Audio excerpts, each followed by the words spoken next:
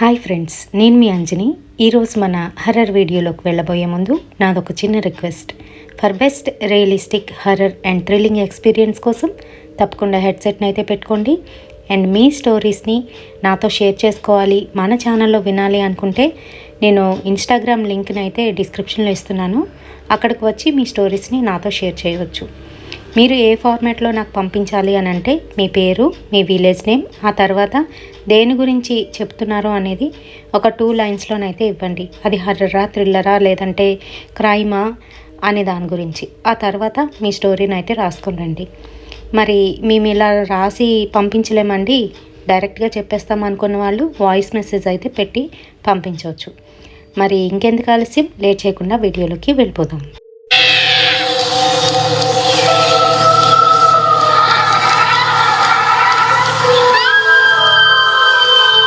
Hi friends, నా పేరు సురేష్. మేము హైదరాబాద్లోనైతే ఉండేవాళ్ళమి. అయితే నా స్టడీస్ అన్నీ కూడా అక్కడే కంప్లీట్ చేసుకున్నాను. ఆ తర్వాత నేను ఉద్యోగరీత్యా పాట్నాకి అయితే వెళ్ళిపోవాల్సి వచ్చింది. పాట్నాకి వెళ్ళినప్పుడు నేను చాలా ఫీల్ అయ్యాను. ఏంటంటే ఫ్రెండ్స్ని ఇంకా అలాగే పేరెంట్స్ని కూడా మిస్ అవుతున్నానని.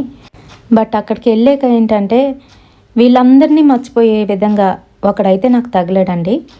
వాడు కూడా మన తెలుగు రాష్ట్రాల నుంచే వచ్చాడు.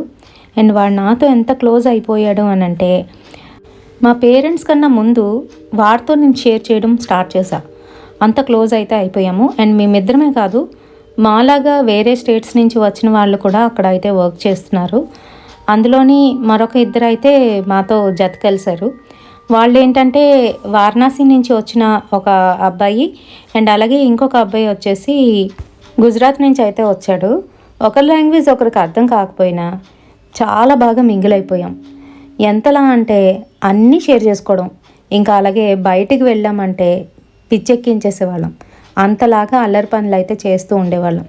అంతేకాదు, ఎంత అల్లరి చేసినప్పటికీ కూడాను మాలోని దైవభక్తి అయితే అలానే ఉంది. మాకు దేవుడి మీద భక్తితో పాటు భయం కూడా ఉంది. అండ్ ఫస్ట్ అయితే మేము వేరే వేరే రూమ్స్ అయితే తీసుకొని దూరంగానైతే ఉండేవాళ్ళమి. ఎప్పుడైతే వాళ్ళు మాతో కలిసిపోయారో మీ నలుగురం కూడాను కలిసి ఒక పెద్ద ఇల్లు అయితే తీసుకున్నాము, అక్కడ దగ్గరలోనే, ఆఫీస్కి దగ్గరలోనే. అండ్ మా నలుగురికి కూడా ఏంటంటే చెడు వ్యసనాలు అనేవి లేవండి. ఏంటంటే చాలామంది సిగరెట్లు తాగడం, ఇంకా అలాగే వేరేగా ఇల్లు తీసుకుంటే రకరకాలన్నీ కూడా చేస్తూ ఉంటారు. కానీ మాకైతే అసలు అలాంటివి ఏమీ లేవు. అండ్ గర్ల్ ఫ్రెండ్స్ అయితే అస్సలు లేరు. మా మొహాలకి ఉద్యోగం రావడమే ఎక్కువ, ఇంకా గర్ల్ ఫ్రెండ్స్ ఒకటా అని అనుకుండేవాళ్ళం. అంతేకాదు, ఎప్పుడైనా తాగాలనిపిస్తే బీర్ అయితే తీసుకునేవాళ్ళమి. అంతకు మించి ఇంకేమీ లేదు. సో ఇలా ఉంటుండగా మేము పాట్నాలోని ఏంటంటే చూడవలసిన ప్రదేశాలన్నీ కూడా కవర్ చేసేసామండి. ఇంచుమించు మాకు పాట్నాలో ఉన్న వాళ్ళకన్నా మాకే బాగా పాట్నా అంతా కూడా తెలిసింది, సిటీ అంతా కూడాను. అంతలాగా తిరిగేసాం. అండ్ ఈసారి వెళ్తే దూరంగా వేసుకోవాలరా ట్రిప్పు, కొన్ని రోజులు ఉండి వద్దాము, ఒక 10 డేస్ లేదంటే 7 డేస్ కానీ ట్రిప్ వేసి వద్దాము అనుకున్నాం. అండ్ అదే టైంలోని మాకు వర్క్ లోడ్ కూడా ఎక్కువ అయిపోయింది. సో మేము జాబ్లో ఎంత బిజీ అయిపోయామంటే ఇంటికి రావడం, తినేయడం, పడుకోవడం, ఆ తర్వాత మళ్ళీ మార్నింగ్ లేచి స్నానాలు చేసుకొని మళ్ళీ ఆఫీస్కి వెళ్ళిపోవడం, ఇదే పని అయిపోయింది. ఒక యంత్రాల్లాగా తయారయ్యామేమో అనిపించింది మాకైతే. అండ్ మా సెలవులన్నీ కూడా అట్టు పెట్టుకున్నాము, ఎందుకంటే వాడేస్తే మళ్ళీ ఇలా ట్రిప్ వేసుకోవడానికి అవ్వదు అని చెప్పేసి. అయితే ఒకరోజు బాగా వర్క్ టెన్షన్ అయితే ఎక్కువ అయిపోయిందండి. వస్తూనే మేము ఏవో కొన్ని తెచ్చుకున్నాము, అవైతే తినేసి ఇంకా ఏమీ సర్దకుండా అలానే పడుకొని పోయాము. ఈలోగా మేము పడుకొని ఉంటే అర్జున్ గడి ఫోను తెగ మోగుతుంది. రే అర్జున్, మీ మదర్ చేస్తున్నారా, లిఫ్ట్ చేయి అని చెప్తే వాడి నిద్ర మత్తుతోనే ఫోన్ లిఫ్ట్ చేసి బోలోమా అనే అన్నాడు. అంతే, అటుపక్క నుంచి వాళ్ళ అమ్మగారు ఏడ్చుకుంటూ, నాన్నకు అస్సలు బాగోలేదు, హాస్పిటల్లో జాయిన్ చేయాలనుకుంటున్నాం, నువ్వు ఒకసారి ఇంటికి వస్తే బాగుంటుంది అంటూ చెప్తుంది. ఎందుకంటే అర్జున్ గడు వాళ్ళ ఇంట్లో ఒకడే, వాడి తర్వాత 2 చెల్లెళ్ళు అయితే ఉన్నారు. అయితే సరేనమ్మా వస్తాను, తప్పకుండా వస్తాను అని చెప్పి వాడైతే కంగారు పడిపోతున్నాడు. ఇంకా మేము కూడా ఏంటంటే వర్క్ నుంచి బయటపడాలి అనుకుంటున్న స్టేజ్లోని ఈ ఫోన్ కాల్ రావడం, సరే అందరం కూడా ఎలాగ కాశీ వెళ్తే మంచిది కదా అని చెప్పేసి కాశీ వెళ్దాము వాడితో కలిసి వాడికి తోడున్నట్టుగా ఉంటుంది, వాడికి ధైర్యం చెప్పినట్టుగా ఉంటుందని మేమైతే వాడితో ఇలా అంటున్నాం. రే అర్జున్, కంగారు పడుకు, ఏం పర్వాలేదులే, నాన్నకు బాగవుతుంది. ఇప్పుడు బయలుదేరదామా లేదంటే రేపు మార్నింగ్ బయలుదేరదామా అని అంటే, వద్దొద్దు నేను ఒక్కడనే వెళ్ళి వచ్చేస్తాను అని చెప్తున్నాడు. కానీ వాడు మటుకు ఏడుస్తూ భయంగానైతే కనిపించాడు.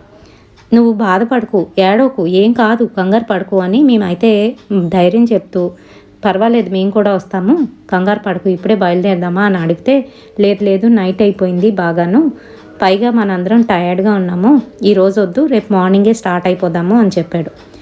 ఈలోగా సురాజ్ గారు మా సార్కి ఫోన్ చేసి, సార్ అర్జున్ వాళ్ళ ఫాదర్కి కొంచెం సీరియస్గా ఉన్నది, అర్జున్తో పాటు మేము కూడా వెళ్తున్నాం, మా లీవ్స్ ఎలాగా ఉన్నాయి కాబట్టి అందరం కలిపి లీవ్ పెడదాం అనుకుంటున్నాం, ఎలాగా మేము చేయవలసిన వర్క్ అంతా కూడా ఫినిష్ చేసేసాం, 1 వీక్ లీవ్ ఇచ్చారనుకోండి, వచ్చిన తర్వాత మీకు డబుల్ వర్క్ చేసి పెడతాం, ఓకేనా అని చెప్తూ ఉంటే మా సార్ కూడా సరే సరే అంత ఎక్స్ప్లెనేషన్ ఇవ్వక్కర్లేదులే సురాజ్, అందరికీ లీవ్లు ఇస్తున్నాను కానీ తొందరగా వచ్చేసేయండి, ఇంకా అంతకు మించి ఎక్కువ లీవ్స్ పెట్టొద్దు అని చెప్తూ కాల్ కట్ చేసేసాడు. సరే అనుకొని మేమందరం అయితే ఆ నైట్ అన్నీ సర్దుకొని పడుకుని పోయాము. మార్నింగే 4:30కి మేము బైక్లు వేసుకొని ఇంటి దగ్గర అయితే స్టార్ట్ అయిపోయాం. మరి పాట్నా నుంచి వారణాసికి NH5 మీద వెళ్తే 6.5 hours దగ్గర అయితే పట్టేస్తుందండి. సో అందుకనే మేమేంటంటే 4:30కే స్టార్ట్ అయిపోయాం. కనీసం అక్కడికి వెళ్ళేసరికి 10:30, 11 అయితే అయిపోతుంది. మధ్యలో హాల్ట్ ఉన్నప్పటికీ కూడాను కరెక్ట్గా 12 o'clock కల్లా మనం ఇంటికి వెళ్ళిపోవచ్చురా అని వాడికి ధైర్యం చెప్తూ మేమైతే స్టార్ట్ అయిపోయాం. జర్నీ మొత్తం సాఫీగానే సాగిపోయింది. అక్కడికి వెళ్ళిన తర్వాత వాళ్ళ అమ్మని ఏమైంది అని అడిగితే నాన్నకి ఉన్నట్టుండి మాట రావట్లేదు, ఇంకా అలాగే ఏమీ తినట్లేదు అని చెప్తే హాస్పిటల్కి అయితే తీసుకువెళ్ళాం. ఆ రోజంతా కూడాను హాస్పిటల్లోనే ఉన్నాం. చెకప్లన్నీ చేసి ఏం లేదండి, ఏజ్ ఫ్యాక్టర్ వలన ఇలా అయ్యింది అని చెప్పేసి కొన్ని మందులు అయితే ఇచ్చేశారు, ఇవి వాడండి సరిపోతుంది అని చెప్పి. మరి అది గవర్నమెంట్ హాస్పిటల్ అవ్వడం వల్ల వాళ్ళు పూర్తిగానైతే కేర్ తీసుకొని ముందుగానే పేషెంట్ మళ్ళీ రాకుండా మంచి మందులు అయితే ఇస్తారు. సో అలాగే జరిగింది. వాళ్ళ ఫాదర్ని అయితే తీసుకొచ్చేసాం. ఆల్ ఫైన్, అంతా బాగున్నారు అనుకునే సమయంలోని మేమేం చేసామంటే అక్కడ వారణాసిలోనే ఒక రూమ్ అయితే అద్దెకి తీసుకున్నామండి. తీసుకొని ఇంకా 1 వీక్ అక్కడే ఎలాగా ఉంటాం కాబట్టి అవన్నీ కూడా కవర్ చేద్దాం, ప్లేసెస్, స్వామివారిని దర్శించుకుందాం అని ప్లాన్ అయితే చేసుకున్నాం.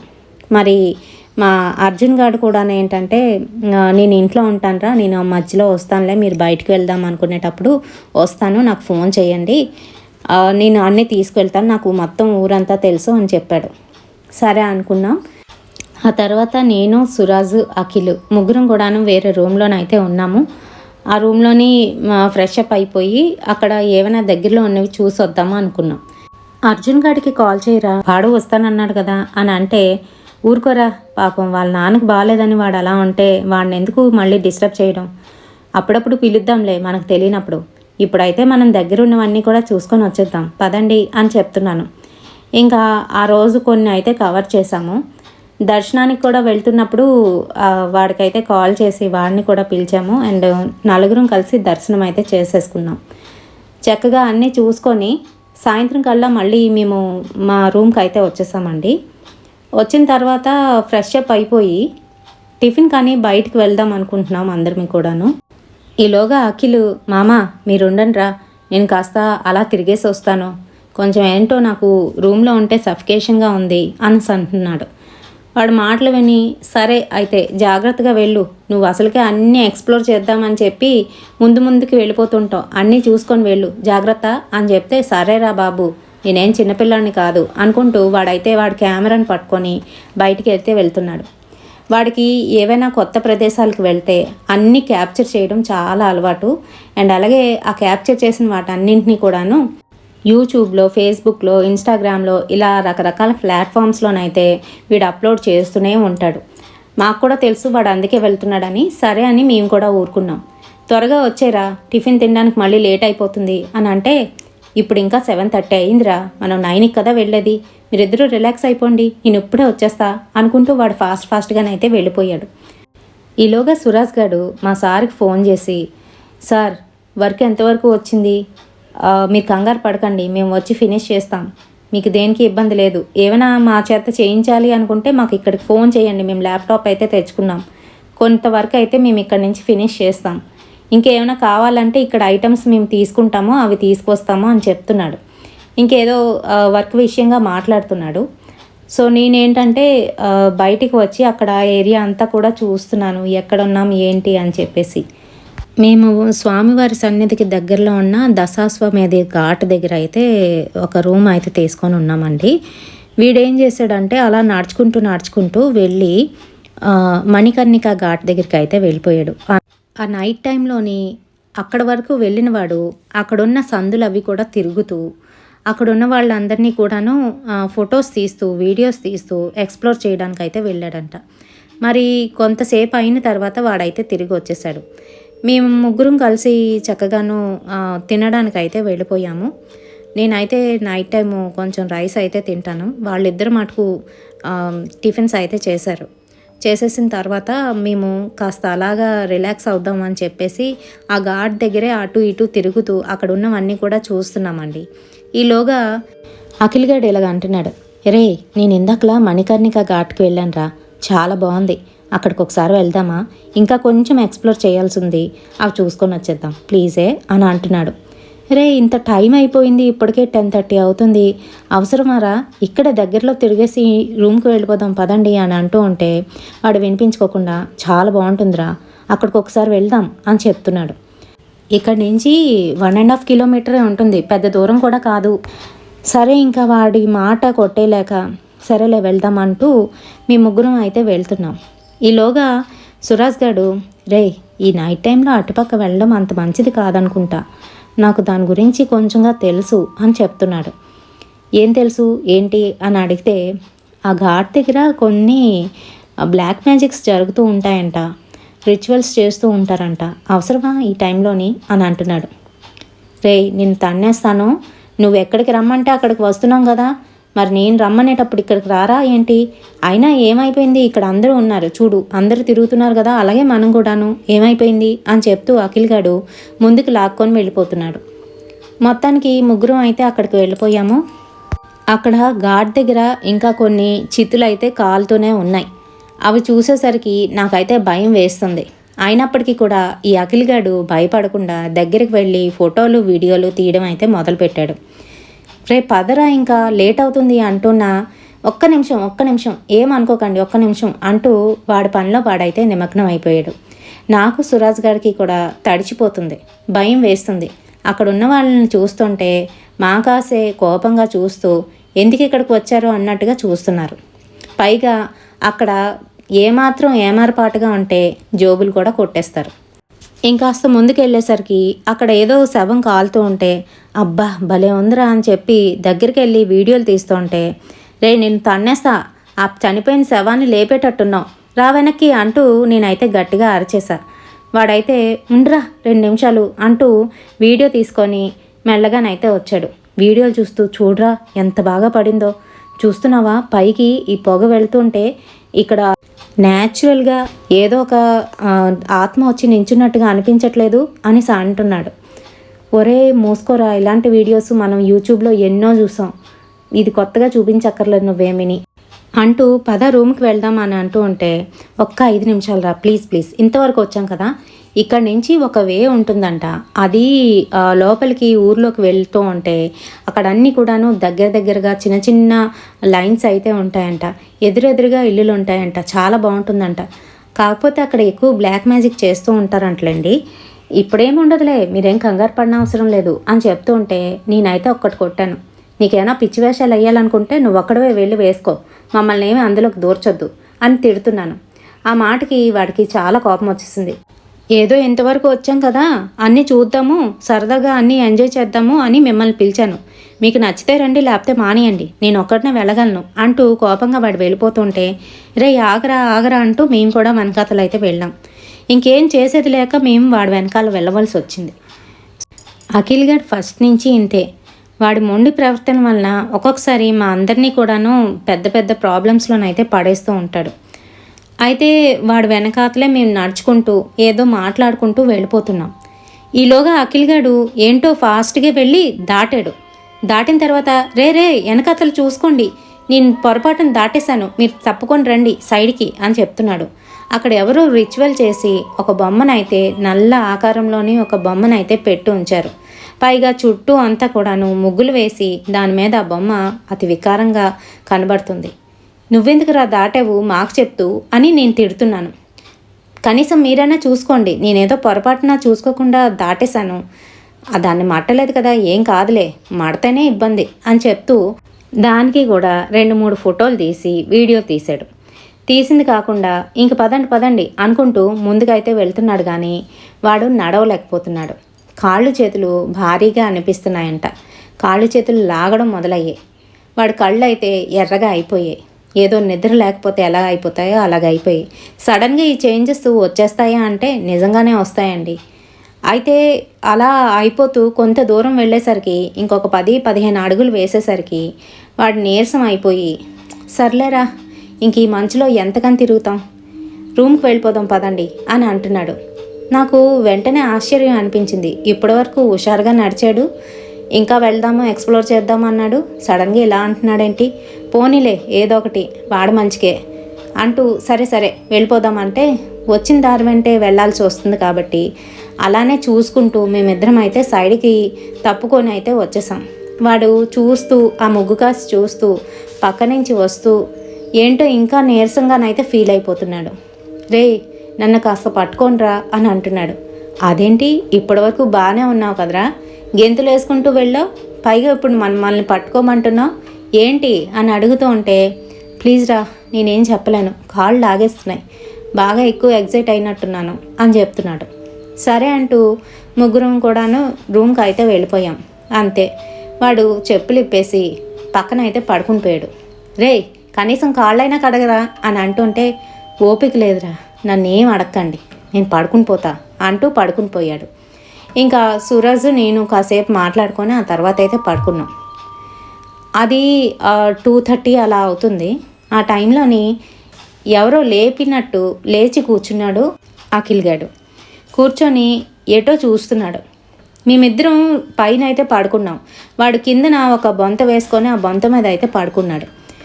అయితే మాకు లేపకుండా వాడొక్కడే లేచి తలుపులు అయితే తీస్తున్నాడు. ఆ శబ్దానికి నాకు తెలివి వచ్చి, రే ఇప్పుడెక్కడికి వెళ్తున్నావు అని అంటే ఉలుకు పలుకు లేకుండా ముందుకైతే నడుస్తున్నాడు. నాకెందుకో డౌట్ అనిపించి వాడు వెనకాతలే వెళ్ళాను. వెళ్ళి వాడిని పట్టుకొని లాగాను. ఏయ్ ఎక్కడికి వెళ్తున్నావు అడుగుతుంటే నీకు కదా, ఎక్కడికి వెళ్తున్నావు అని అంటూ ఉంటే వాడు మటుకు కళ్ళు మూసుకొని ఉన్నాడు. ఓరి బాబోయ్ వీడికి ఇది కూడా ఉందా, నిద్దట్లో స్లీప్ వాక్ చేస్తున్నాడు రా వీడు అంటూ సురాజ్ గారిని కూడా లేపి లోపలికైతే తీసుకొచ్చాం. బలవంతంగా తీసుకొచ్చి పడుకోబెడితే కొంతసేపు పడుకొనే ఉన్నాడు. ఆ తర్వాత ఎప్పుడు లెగిచి వెళ్ళిపోయాడు. మేము పడుకొనే ఉన్నాం. తెల్లవారి 4:30కి నాకెందుకో తెలివి వచ్చి లేచి చూసేసరికి వాడు పక్క మీద అయితే లేడు. వెంటనే నాకు భయం వేసి సురాజ్ని అయితే లేపాను. రే సురాజ్ వీడు లేడురా, ఎక్కడికి వెళ్ళిపోయాడో ఏంటో చూద్దాం పదా అంటూ బయటకు వచ్చి చూస్తే అక్కడెక్కడ కూడా కనిపించట్లేదు. వెంటనే కిందకి దిగి రిసెప్షన్ దగ్గరికి వెళ్ళి మాకు వచ్చి రాని భాషలోనైతే వాళ్ళని అడిగాము. వెంటనే వాళ్ళు చూసామండి, అతనేంటో అలానే నిద్దట్లో వెళ్తున్నట్టు నడుచుకొని వెళ్ళిపోయాడండి, మేము కూడా చూసాం అని చెప్తున్నారు. వెంటనే మేము కూడా బయటికి అయితే పరిగెట్టాం. అసలు ఒంటి మీద ఏంటుంది ఏంట్లేదా అనేది కూడా చూడకుండా వాడి కోసం పిచ్చెక్కినట్టుగా పరిగెడుతూ అక్కడున్న వీధులన్నీ కూడా వెతికేస్తున్నాం. ఎక్కడికి వెళ్ళినా కూడా వాడైతే కనిపించట్లేదు. పైగా అది కాశీ, బోల్డ్ మంది వస్తూనే ఉంటారు వెళ్తూనే ఉంటారు, ఎక్కడ ఎవరున్నారో కూడా తెలియదు. వెతుకుతూ మాకైతే పిచ్చెక్కేస్తుంది. వెంటనే అర్జున్ గడికి అయితే కాల్ చేసాం. రే అర్జున్ అర్జెంటుగా రావాలరా నువ్వు, వీడు ఇలా చేశాడు, రాత్రి ఇలా జరిగింది అంటూ జరిగిన విషయాలన్నీ కూడా చెప్పేశాం. అసలు అందుకే నాకు కాల్ చేయమని చెప్పాను. అయినా ఏంట్రా అంత తొందర, వాడేంటి అలాంటి వాడు, మణికర్ణిక గాడి దగ్గరికి అస్సలు వెళ్ళకూడదు, సురాజ్ గారికి తెలిసే ఉంటుంది కదా అని అంటే వాడు కూడా చెప్పాడురా, అయినా మా మాట వినరు కదా, వాడి మాట వాడదే అని అంటున్నాడు. తొందరగా ఎతకండి, ముందు అర్జెంటుగా పోలీసులకి కంప్లైంట్ చేయండి, అక్కడున్న పోలీసులు వెతుకుతారు, వాడి ఫోటో ఉంది కదా వాడి ఫోటోని ఇవ్వండి, మన ఫోన్లో ఉన్నాయి కదా వాడి ఫోటోలు అని అంటే ఉన్నాయిరా ఇస్తామంటూ ఇద్దరం అయితే వెళ్ళి అక్కడున్న పోలీస్ ఆయనకి వాడి ఫోటో చూపించి ఇలా మిస్ అయిపోయాడు అని చెప్పాము. అంతే, పోలీస్ ఆయన మిగతా చోట్లకు కూడా వెళ్ళి ఇవ్వండి అని చెప్పారు. మేము అక్కడున్న వాళ్ళందరికీ కూడా చూపిస్తూ ఈ అబ్బాయి ఎక్కడైనా కనిపించడా అని వెతుకుతూ ఉన్నాం. ఇంకా అలా నడుచుకుంటూ మా మణికర్ణిక ఘాట్ దగ్గరికి వెళ్ళిపోయాం. వెళ్ళేసరికి అక్కడ ఒక దగ్గర బట్టలు సరిగ్గా లేకుండా ఒళ్ళంతా కూడాను నల్లటి బొగ్గు రాసుకున్నట్టుగా అయితే ఉన్నాడు. వాడేనా కాదా అని దగ్గరికి వెళ్ళి చూసేసరికి వాడే ఓ మూలన పడుకొని ఉన్నాడు. మేము లేపేసరికి వాడు మమ్మల్ని చూసి భయపడిపోతూ ఇలా ఇలా పక్కకు వెళ్ళిపోతున్నాడు. రే ఏమైందిరా, ఎక్కడున్నావు, ఏంటి ఏంటి ఇలా ఉన్నావు, నీ అవతారం ఏంటి అని అడుగుతూ ఉంటే వాడేం మాట్లాడకుండా భయపడిపోతూ దూరంగా వెళ్ళిపోతున్నాడు. వాడిని గట్టిగా పట్టుకొని అక్కడి నుంచి అయితే తీసుకొచ్చేసాం. మధ్యలో కనిపించిన పోలీస్ ఆఫీసర్కి కూడా చెప్పాము. ఈలోగా అర్జున్ గారికి కూడా కాల్ చేసి ఇలా దొరికేశాడ్రా అని అంటే వాడు కూడా పరిగెట్టుకొని వచ్చాడు. ఏం జరిగింది ఏంటి అని అంటే రాత్రి జరిగిన విషయాలన్నీ కూడా చెప్పాం. అంతే, వాడికి అర్థమైపోయింది. ఎవరో బ్లాక్ మ్యాజిక్ చేసి అక్కడ పెడితే వీడు దాటేడ్రా, అందుకే వీడికి ఇలా అయ్యింది. ఇప్పుడు వీడిని అర్జెంటుగా ఎవరికొకరు చూపించాలి, లేకపోతే అంతే సంగతులు అంటూ వాడు ఏం చేయాలని భయపడిపోతున్నాడు. మాకు కూడా అర్థమైంది సిచ్యువేషన్ చాలా సీరియస్ అని. ఈలోగా అర్జున్ గారు వాడికి తెలిసిన ఒక అంకుల్కి అయితే ఫోన్ చేశాడు. అతను పూజారి. ఆ అంకుల్కి ఫోన్ చేసి అంకుల్ ఇలా అయ్యింది అని విషయం అంతా కూడా చెప్పాడు. చెప్పేసరికి మీరు కంగారు పడకండి, నేను వస్తున్నాను అని చెప్పాడు. మేమున్న రూమ్కి అతను రావడం అనేది జరిగింది. వచ్చి తిన్నైతే చూశాడు. మొత్తం అంతా కూడా చూసి పరిస్థితి చాలా ఇబ్బందికరంగా ఉంది అని చెప్పేసరికి మేము భయంతో వణికిపోయాం. ఏం చెయ్యాలి ఏంటో అర్థం కావట్లేదు. వాళ్ళ అమ్మ నాన్నకి ఏం చెప్పాలి, అయినా వీడిని ఎక్కడికి తీసుకెళ్ళి బాగు చేస్తాం, ఎవరు బాగు చేస్తారు అనే రకరకాల ప్రశ్నలు అయితే మా మదిలోనైతే మెదులుతున్నాయి. వెంటనే అతనికి ఎంత కావాలంటే అంత ఇస్తామండి, మీరు వీడిని బాగు చేస్తే చాలు అని అంటే, ఇది నా పని కాదు నాయన, ఎవరైతే ఈ బ్లాక్ మ్యాజిక్ చేస్తారో వాళ్ళనే మీరు వెళ్ళి పట్టుకోండి అని చెప్తున్నాడు. అయినా కూడా మాకు అర్థం కావట్లేదు. ఇక్కడ మాకు ఎవ్వరూ తెలియదండి, మీరు తప్ప, ప్లీజ్ మా వాడిని ఎలాగైనా మీరే కాపాడాలి అని చెప్తూ ఉంటే మరోపక్క వాడి ఆరోగ్యం రాను విషమించిపోతుంది. కళ్ళు ఎర్రబడిపోవడం, నాలుకంతా కూడాను తెల్లగానైతే అయిపోయింది. ఏదో పాచి పట్టిపోతే ఎలాగైపోతుందో అలాగైతే అయిపోయింది. పెదాలు అవి కూడాను నల్లగానైతే మారిపోయాయి. కళ్ళ చుట్టూ కూడాను డార్క్ సర్కిల్స్ అయితే వచ్చేసాయి. ఒక్క నైట్లోనే ఇన్ని చేంజెస్ అండి. అయితే మేము అతన్ని అడుగుతూ ఉంటే, రిక్వెస్ట్ చేస్తూ ఉంటే అతనైతే మాకు మళ్ళీ ఆ మణికర్ణిక ఘాట్ దగ్గరికి వెళ్ళి అక్కడ ఒక అతని పేరు అయితే చెప్పాడు. అతను వెళ్ళి కనుక్కోండి, అతనికి ఎవరైనా తెలిస్తే అతను చెప్తారు అని చెప్తే వెంటనే అర్జున్ గారు, నేను సురాజ్కి అఖిల్ గారిని అప్పచెప్పేసి మేమిద్దరం అయితే అక్కడికి వెళ్ళాము. వెళ్ళిన తర్వాత అక్కడ అతని గురించి వెతుకుతూ ఉంటే అతను ఎక్కడా దొరకట్లేదు మాకు. అతని అడ్రస్ కూడా సరిగ్గా లేదు. ఒక ఫోన్ నెంబర్ అయితే ఇచ్చాడు, ఆ ఫోన్ నెంబర్ కూడా సరిగ్గా పనిచేయట్లేదు. అప్పుడప్పుడు మోగుతుంది, ఒక్కొక్కసారి అయితే అసలు సిగ్నలే చూపించట్లేదు. నాకు పిచ్చెక్కిపోతుంది. అక్కడ చుట్టూ అంతా ఆ ప్రజల్ని, ఆ జనాల్ని చూస్తూ ఉంటే భయంకరంగాను ఏదో వింత లోకంలో ఉన్నట్టుగా అనిపిస్తుంది. కొంత దూరం అయితే వెళ్ళాము. ఇంకా అలిసిపోతూ ఆ కాశీ విశ్వేశ్వరుని తలుచుకుంటూ, స్వామి నీ దర్శనానికి వచ్చాము, మాకేంటి కర్మ, మాకేంటి ఇబ్బందులు, నువ్వే ఎలాగైనా ఈ ఆపద నుంచి మమ్మల్ని కాపాడాలి అని మొక్కుకుంటున్నాం. ఈలోగా మరో పక్క ఒక నాగసాధువు అయితే వెళ్తున్నారు. అతన్ని చూసి నమస్కరించాం. అంతే, అతని దగ్గరికి వచ్చి నా నుదుటిన విభూతి అయితే పెట్టాడు. అలాగే అర్జున్ గారి నుదుటిని కూడా విభూతి పెట్టి ఏదో ఆశీర్వదిస్తూ వెళ్ళిపోయాడు. అంతే, మాకు కొంచెం ధైర్యం అయితే కలిగింది. వెంటనే మళ్ళీ మా ప్రయాణాన్ని అయితే మొదలుపెట్టాం. మళ్ళీ ఫోన్ చేస్తుంటే ఈసారి అయితే ఫోన్ కలిసింది. అతను ఎక్కడున్నాడు ఏంటి అన్నీ కూడా చెప్పి అక్కడికి రమ్మన్నాడు. అప్పటికే టైము మధ్యాహ్నం 2:30 అయితే అయిపోయింది. ఈరోగా రూమ్ నుంచి సురాజ్ అయితే కాల్ చేస్తున్నాడు. రే, వీడికి ఏం పెట్టినా తినట్లేదురా, అసలు ఉలుకు పలుకు లేకుండా ఉన్నాడు, పైగా గడికి కోపంగా చూస్తున్నాడు, గడికి ఏమీ తెలియని అమాయకుల్లాగా భయపడుతూ వెనక్కి వెళ్ళిపోతున్నాడు రా, నాకు భయం వేస్తుందిరా, వీడి ఒళ్ళు కూడా విపరీతంగా కాలిపోతుంది అని చెప్తే వాడికి ఏదో ట్యాబ్లెట్ ఏదో వేసి పడుకోబెట్టరా, 2 నిమిషాలు జాగ్రత్తగా చూసుకో, వచ్చేస్తున్నాంలే, ఇదిగో ఇతను అడ్రస్ దొరికింది అని చెప్తూ ఫోన్ కాల్ అయితే కట్ చేసేసా. ఇంకా ఆయన చెప్పిన అడ్రస్కి అయితే వెళ్ళిపోయాం. వెళ్ళి అతన్ని కలిస్తే అతను మటుకు నాకు పెద్దగా తెలియదు బాబు, నాకు తెలిసిన కొంతమంది అయితే ఉన్నారు, వాళ్ళు రాత్రికి ఇటుపక్క వస్తే వాళ్ళని తీసుకొని వస్తాను, వాళ్ళకి ఏమైనా తెలిసేమో కనుక్కుంటాను, కంగారు పడకండి అని చెప్తున్నాడు. మాకు మటుకు కళ్ళంట నీరుకు బదులు రక్తం అయితే పారుతుంది. అంతలాగా భయం బాధ వేసేస్తుంది. ఏడుపుతోని ఎక్కడ మేమేమైపోతామా అనిపిస్తుంది. ఇంకా మొత్తానికి అలాగే నిరాశగా మళ్ళీ వెనక్కి అయితే వచ్చేసాం. ఓ పక్క హోటల్లోని సురాజ్ గాడు వాడినైతే కాపలా కాయలేకపోతున్నాడు. వాడు ఫోన్లు చేస్తూనే ఉన్నాడు. వచ్చేస్తున్నాంరా, ఒక 2 నిమిషాలు అంటూ వెళ్ళిపోయాం. ఇంక వచ్చిన తర్వాత అర్జున్, నేను, సురాజు ముగ్గురం కూడాను వాడి గురించి మాట్లాడుకుంటూ ఏం చెయ్యాలి, ఏం చేద్దాం, వాళ్ళ ఇంటికి ఫోన్ చేసి చెప్తామా వద్దా అని ఆలోచిస్తున్నాం. సరే, ఈ విషయం ఇక్కడితో ఆపేసి వాడికి ఈరోజు బాగా అయిపోతే సరే, లేకపోతే ఖచ్చితంగా వాళ్ళ అమ్మకి వాళ్ళ నాన్నగారికి ఫోన్ చేసి చెప్పాల్సిందే, లేకపోతే మన మీద తప్పుగా అనుకుంటారు అని చెప్తున్నాను. సరే అన్నారు వాళ్ళిద్దరూ కూడాను. ఇంకా సాయంత్రం అతను ఎప్పుడొస్తాడా ఏంటా అని ఎదురు చూస్తున్నాం. పైగా అతనికి కాల్ కూడా చేశాం.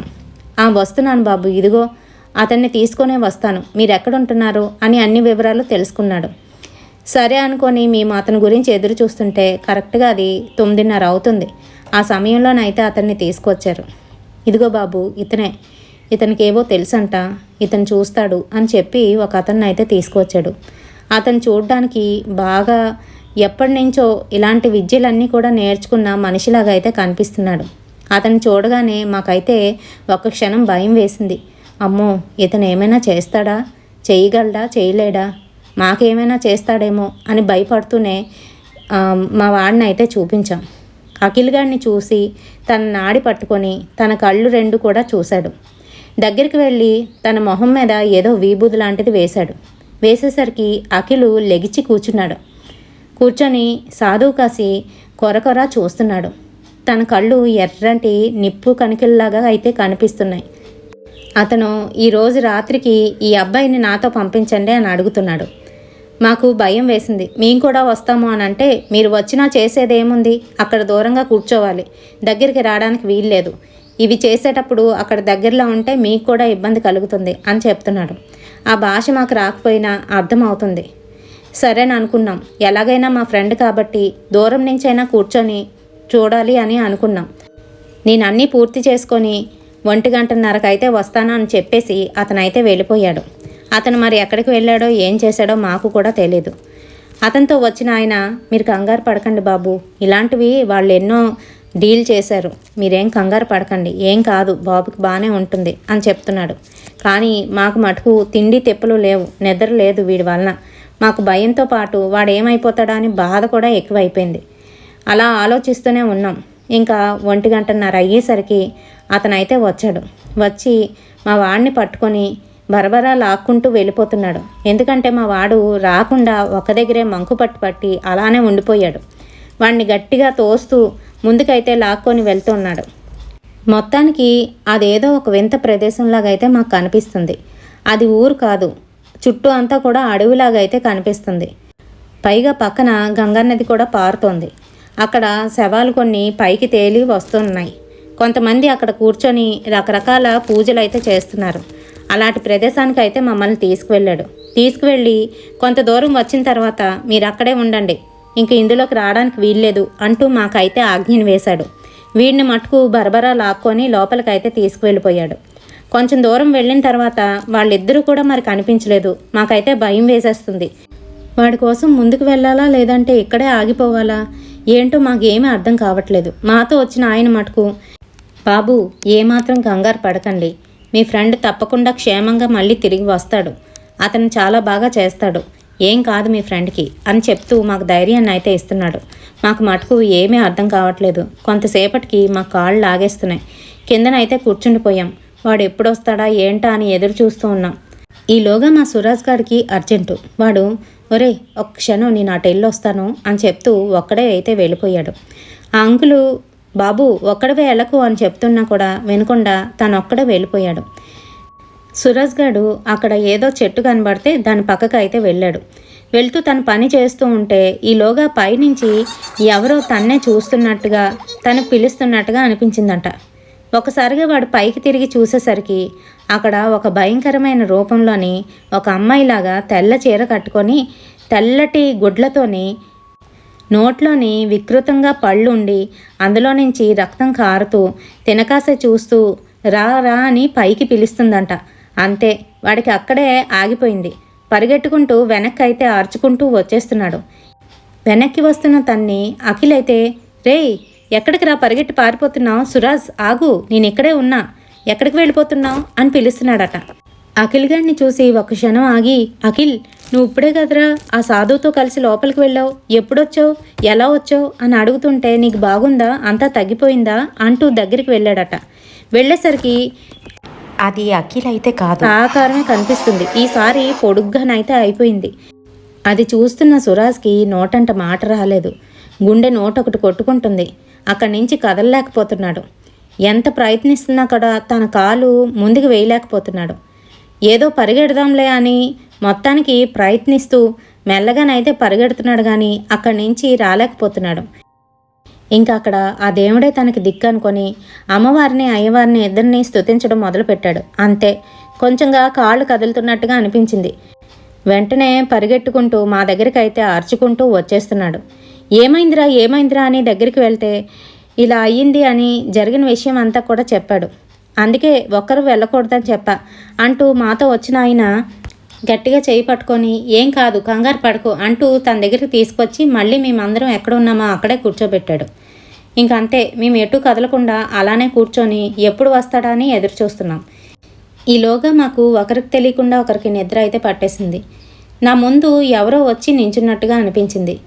ఎవరని కళ్ళు తెరిచి చూసేసరికి ఒక అమ్మాయి తెల్లటి చీరలోనైతే కనిపిస్తుంది. ఆ అమ్మాయిని నన్ను చూస్తూ దగ్గరికి రమ్మని పిలుస్తుంది. ఎవరి అమ్మాయి, నాకు తెలీదే, ఇక్కడికి ఎందుకు వచ్చింది ఏంటి అని ఆలోచిస్తూ తన కాసైతే చూస్తున్నాను. తనని చూసేసరికి ఏదో ట్రాన్స్లోకి వెళ్ళినట్టుగా అయిపోయింది. నా మనసు ఒక్కసారిగా చంచలం అయిపోయింది. అంతేకాదు, నేను ఏ సిచ్యువేషన్లో ఉన్నానో ఎక్కడున్నానో అన్నీ మర్చిపోయి తన వెనకాల నడుచుకుంటూ వెళ్ళిపోతున్నాను. తను నన్ను రమ్మంటూ పిలుస్తూ ముందుకైతే వెళ్ళిపోతుంది. నేను అలా నడుచుకుంటూ కొంత దూరం వెళ్ళేసరికి నన్ను ఎవరో గట్టిగా పిలుస్తున్నట్టుగా వెనకాతల నుంచి అనిపించింది. తుళ్ళిపడి లేచి చూసేసరికి వెనకాతల నుంచి మా వాళ్ళు రే ఎక్కడికి వెళ్ళిపోతున్నావు అంటూ గట్టిగా అరుస్తూ నన్ను పట్టుకొని మళ్ళీ వెనక్కి లాక్కొచ్చారు. ఏం జరిగింది ఏంటి అని అంటే జరిగిన విషయం అయితే చెప్పాను. అప్పుడు అతను మీకు ఇక్కడున్నంతసేపు కూడాను ఇలాంటి పిచాచులు ఉంటాయనే అతను దూరంగా ఉండమని చెప్పారు. నేనున్నంతసేపు మీకు పర్వాలేదు, నాతోనే ఉండండి, మీరు ఇంకెక్కడికి వెళ్ళకండి, దయచేసి కళ్ళు మూసుకొని పడుకోవడం లాంటివి కూడా చేయకండి, మీరు పూర్తిగాను స్పృహలోనైతే ఉండండి అని చెప్పాడు. అంతే, పడుకోవడం మానేసి అలానే కూర్చొని కళ్ళు రెప్పలు పడిపోతున్నా కూడాను అలానే ఉన్నాం. మరి కొంతసేపు అయ్యేసరికి తెల్లవారైపోయింది. మెల్లగాను చీకట్లను చీల్చుకొని సూర్యుడైతే బయటికి వస్తున్నాడు. ఇంకా అందరం కూడాను లేచి చుట్టూ అంతా కూడా చూసుకుంటున్నాం. ఎక్కడ వాడు ఇంకా రాలేదు, అంకుల్ ప్లీజ్ మనం కూడా వెళ్దాం అని అతన్ని అయితే చెప్తూ ముందుకు వెళ్ళబోతూ ఉంటే, బాబు ఆగండి, కంగారు పడకండి, ఇంకా బోల్డ్ సమయం ఉంది, ఇంకా 6 కూడా అవ్వలేదు, 5 మాత్రమే అయ్యింది, ఉండండి వచ్చేస్తారు అని చెప్తున్నాడు. ఈలోగా మెల్లగా మా వాడు నడుచుకుంటూ కళ్ళు తుడుచుకుంటూ ఏడుస్తున్న మొహంతోనే తిరిగి వస్తున్నాడు. వాడి ఒంటి మీద సరిగ్గా బట్టలు కూడా లేవు. అది చూసి మేము నవ్వాలా ఏడాలా అనుకున్నాం. వాడు వస్తూ వస్తూ మమ్మల్ని అందరినీ చూస్తూ గట్టిగానైతే పట్టుకొని ఏడ్చేశాడు. ఏమైందిరా నీకు, ఎందుకు ఇలా అయ్యావు అంటూ మేము కూడాను గట్టిగానైతే పట్టుకున్నాం. వెనకాతల నుంచి తీసుకెళ్ళిన అతను అయితే వచ్చాడు. ఇంకేమీ కాదు, ఇక్కడ ఉండకండి, మీరు వెళ్ళిపోండి అని చెప్తున్నాడు. అయితే మాతో పాటు వచ్చిన ఆయన మటుకు రండి బాబు ఇక్కడి నుంచి వెళ్ళిపోదాం అంటూ మమ్మల్ని అక్కడి నుంచి తీసుకొని వెళ్ళిపోయాడు. మేము ఉంటున్న రూమ్కి అయితే వెళ్ళిపోయాం. మాకు ఇంత హెల్ప్ చేసిన ఆయనకి మేమైతే కొంచెం డబ్బులు అయితే ఇచ్చాం. అతను అవి తీసుకొని చాలా సంతోషంగా మీరు జాగ్రత్తగా ఇంటికి వెళ్ళిపోండి బాబు, ఇక్కడ ఎక్కువ రోజులు ఉండకండి అని చెప్తూ తనైతే వెళ్ళిపోయాడు. మేము ఇంకా అక్కడ ఏ క్షణం కూడా ఉండకూడదని నిర్ణయించేసుకున్నాం. ఇక్కడ నుంచి తొందరగా వెళ్ళిపోదాంరా అని చెప్తూ ఉంటే అర్జున్ గారు మటుకు నాకు పని ఉందిరా, నేను ఉండాలి, మీరు ముగ్గురు వెళ్ళిపోండి జాగ్రత్త అని చెప్తున్నాడు. సరేనని చెప్పి అర్జున్ వాళ్ళ ఇంటికి వెళ్ళి వాళ్ళ అమ్మగారిని కలిసేసి వెళ్తామని చెప్పేసి ముగ్గురం అయితే బైకులు వేసుకొని రిటర్న్ అయితే అయిపోయాం. మరి ఆ రోజు రాత్రి అక్కడ ఏం జరిగిందిరా ఏంటి అని అంటే ఏమోరా నాకు అసలు ఏమీ గుర్తులేదు. నేను లేచి చూసేసరికి నేను సగం సగం బట్టలతోనే అక్కడైతే పడుకొని ఉన్నాను. నా చుట్టూ కూడా ఏవో రిచువల్స్ చేసినట్టుగా అయితే కనిపిస్తుంది. అప్పటి వరకు సెమీ కాన్షియస్లోని ఇంకా సరిగ్గా స్పృహలో లేని నాకు అతను తన పిడికిడితోని గట్టిగా నా గుండెల మీద బాధేసరికి నాకు ఒక్కసారిగా ఊపిరి వచ్చినట్టుగా అనిపించింది. అంతేకాదు నా హార్ట్ బీట్ కూడా స్టార్ట్ అయ్యింది. నాకు పూర్తిగా స్పృహ అయితే వచ్చేసింది. లేచి కూర్చొని చూసేసరికి నా ఒంటి మీద సరిగ్గా బట్టలు కూడా లేవు. అతను నా చుట్టూ కూడాను విభూది రాసి తంతం తీసుకువచ్చి మీకైతే అప్పచెప్పేశాడు. మరి ఇదిరా జరిగింది, నాకు అంతకు మించి ఏం గుర్తులేదు అని చెప్తున్నాడు. పోనీలే, నువ్వు బతికి బయటపడ్డావు, అదే మాకు కావాలి. ముందు అర్జెంటుగా మీ ఇంటికి కాల్ చేసి మాట్లాడు. నీ సెల్ ఫోను స్విచ్ ఆఫ్ చేయడంతో మీ అమ్మగారు పదే పదే మాకైతే కాల్ చేస్తున్నారు, ఒకసారి మాట్లాడే అని చెప్తే వాడు అలాగే ఫోన్ తీసుకొని వాళ్ళ అమ్మతోనైతే మాట్లాడాడు. ఏం లేదమ్మా, వారణాసికి వచ్చాం, అందుకే ఇక్కడ సిగ్నల్స్ లేక మాట్లాడలేకపోయాను, ఏమీ అనుకోవద్దు, ఫొటోస్ పంపిస్తాను చూడు అని చెప్తున్నాడు. మేమిద్దరం కూడా నవ్వుకున్నాం. వీడి ఫోటోలు పిచ్చి వీడియోలు పిచ్చి ఇంకా పోలేదు అని అనుకున్నాం. సర్లే, వాడు బాగుంటే అదే చాలు అని అనుకుంటూ మేమైతే ఇంటికి వచ్చేసామండి. మరి ఇది మా లైఫ్లో జరిగిన రియల్ ఇన్సిడెంట్. మీకు ఎలా అనిపించింది? నచ్చిందా? నచ్చితే తప్పకుండా ఒక లైక్ అయితే వేయండి. అండ్ మన ఛానల్ని చూస్తున్న ప్రేక్షకులందరికీ కూడాను పేరు పేరున ధన్యవాదాలు అయితే తెలియజేసుకుంటున్నానండి. థ్యాంక్ యూ సో మచ్, చాలా హెల్ప్ చేస్తున్నారు. అండ్ అలాగే నా ఇన్స్టాగ్రామ్లో కూడా మంచిగానైతే మీ స్టోరీస్ని నాతో షేర్ చేస్తున్నందుకు చాలా చాలా థ్యాంక్స్ అండి. ఇలాగే మీ సపోర్ట్ ఉండాలని కోరుకుంటున్నాను. అండ్ వీడియో తీయడానికి నాకు కనీసం 2.5 hours అయితే పడుతుందండి. పెద్ద వీడియో అయితే కనీసం 3 hours అయితే పడుతుందన్నమాట. మరి నేను ఒక్కరిదాన్నే ఎటువంటి సహాయ సహకారాలు లేకపోయినా చేస్తున్నాను అంటే అది మీరు చూపిస్తున్న ఆదరాభిమానాలు, ఇంకా అలాగే మీరు ఇస్తున్న బూస్టప్పేనండి. లైక్ తప్పకుండా చేయండి, అలాగే షేర్ చేయండి మనలాంటి మరికొంతమంది గోస్ట్ లవర్స్ కోసం. రేపటి హర్రర్ స్టోరీతోని మళ్ళీ మీ ముందుకు వచ్చేస్తాను. Until then bye.